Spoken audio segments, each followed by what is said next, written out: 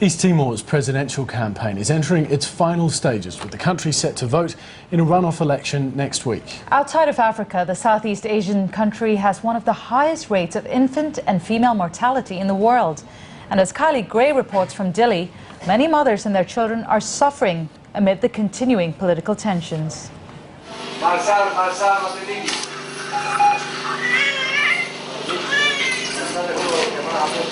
A baby's first quiet cries. 2 minutes ago she was not breathing. Her mother made the 2-hour journey to Dili Hospital, a move that probably saved both their lives. Asia's newest nation may be suffering political upheaval, but it still has the highest birth rate in the world. The average Timorese mother can have anywhere between 8 and 15 children. Most mothers in Timor give birth at home, a risky business for mother and child. The health facility is far from them. There is no one knows that they are giving birth at home. So when there is bleeding, no one can help to save their life sometimes. This is a country where Catholicism and traditional beliefs still strongly inform attitudes to giving birth.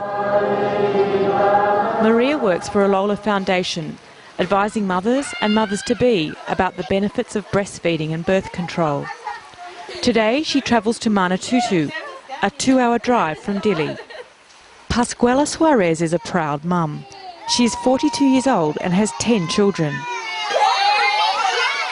I would like to take an injection to stop having more children. A few doors down lives Agustina Suarez. She's 5 months pregnant. I have 6 children. 1 died in childbirth because the hands came out first. I don't want it to happen again. An ongoing casualty of the political crisis in East Timor is maternal health.